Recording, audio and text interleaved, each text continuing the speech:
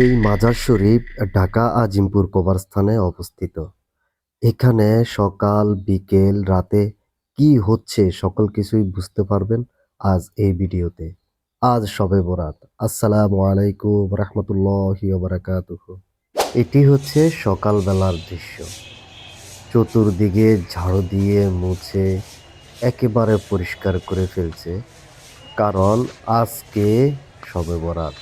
আজ এই শবে বরাত রাতে অনেকে এই চতুর্দিকে বসে ইবাদত করবে।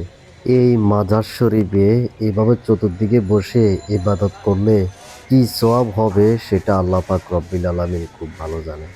এই চাচা দীর্ঘ সময় ধরে এখানে ঝাড়ু দিচ্ছে, পরিষ্কার করতেছে, হয়তোবা সওয়াবের আশায়।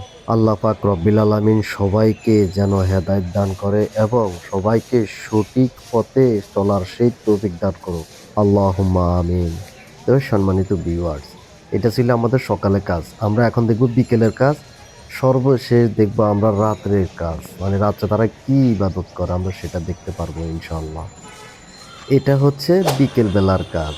বিকেল বেলা তারা মোমবাতি আর হচ্ছে আগরবাতি জ্বালায়। এই যে চুলার মতো একটা করে ওখানে ওরা জ্বালায় দেয়। তো ভদ্রলোকটি ওই যে মোমবাতি ২ টা জ্বালায় দিছে। এখন আগরবাতি হাতে। এখন আগরবাতি জ্বালানোর জন্য উনি চেষ্টা করতেছে। তো আগরবাতি জ্বালানোর পরে হয়তোবা চতুর্দিকে এটা করে দিবে, মানে খুঁচায় দিবে আরকি, যে ঘেরানটা চতুর্দিকে ছড়ায়। তো আমি চতুর্দিকে দেখানোর জন্য চেষ্টা করতেছি। এটা হচ্ছে আজিমপুর কবরস্থানের উপরে। মানে মাঝখানে একটা ফ্লাইওভারের মতো মানুষকে হাঁটা চলার জন্য এই ফ্লাইওভারটা দেওয়া। ঠিক আছে? তো এখানে এই যে উনি এই ধরানো শেষ। এখন এটারে চতুর্দিকে ঘুরাবে, বুঝছেন? এই যে ঘুরাচ্ছে।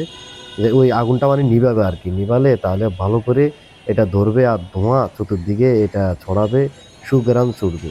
আমাদের বিকেল বেলার কাজ শেষ। এটা হচ্ছে রাত্রের বেলায়। মানে রাত্রের বেলায় তারা এখন দোয়া করবে, এখন মুনাজাত করবে।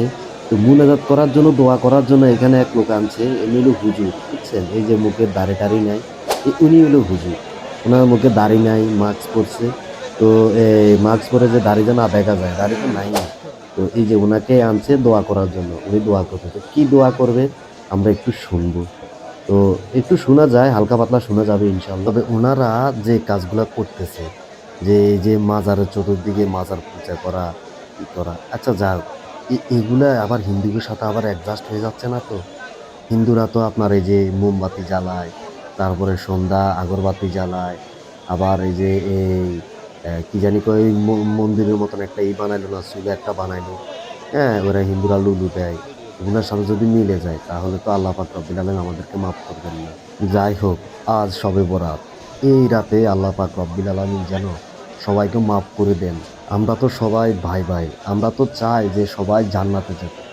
জান্নাতের আমাদের সারিটা যে অনেক বড় হয়। আমরা সবাইকে নিয়ে জান্নাতে যাব। জান্নাতে যাওয়ার জন্য আমরা সবাই চাই। আল্লাহ যেন সবাইকে মাফ করে দেন। আল্লাহুম্মা আমিন। তো উনি যে কাজটা করলো, এই যে মানুষ মানে যে এই দিক থেকে হাঁটে না, তো যে হুজুর হিসেবে আনছে, মানে উনি সবাইকে ডাক দেয়। সবাইকে ডাক দেয়। এই যে হাত তুলি ওদিকে চলে গেল, মানে ডস দিয়ে চলে গেল। সবাইকে ডাক দেয়। মানুষ এখন বুঝে গেছে যে এগুলা আসলে সঠিক পথ না। ওই যে ডাকতেছে। ডাকলেও লাভ হবে কি? হবে না। তো মানুষ এখানে আসে না, বসে না। এখানে যারা আসছে সবাই মোটামুটি সবার কাজে আসতেছে। কারো বাপ, মা, ভাই, বোন, আত্মীয়স্বজন কেউ না কেউ তো এই আজিমপুর কবরস্থানে শুয়ে আছেন। তো উনাদেরকে মানে আল্লাহ পাক রব্বুল আলামিন যেন মাফ করে দেন, এজন্য দোয়া চাওয়ার জন্য আসছে। আল্লাহ পাক রব্বুল আলামিন যেন সবাইকে মাফ করে দেন, দোয়া দেওয়ার জন্য আসছে। তো উনারা এই যে এই মুরুব্বিকে ডাক দিয়ে এনে পাড়ায় মারায় আইসা এই পাশে দিয়ে বসায় দেন। বসায়া উনি কি পড়েন একটু আপনারা মনোযোগ সহকারে শুনবেন, ঠিক আছে? তো উনি কিতাব একটা বার করে কি জানি পড়ে, এই দেখেন আপনারা।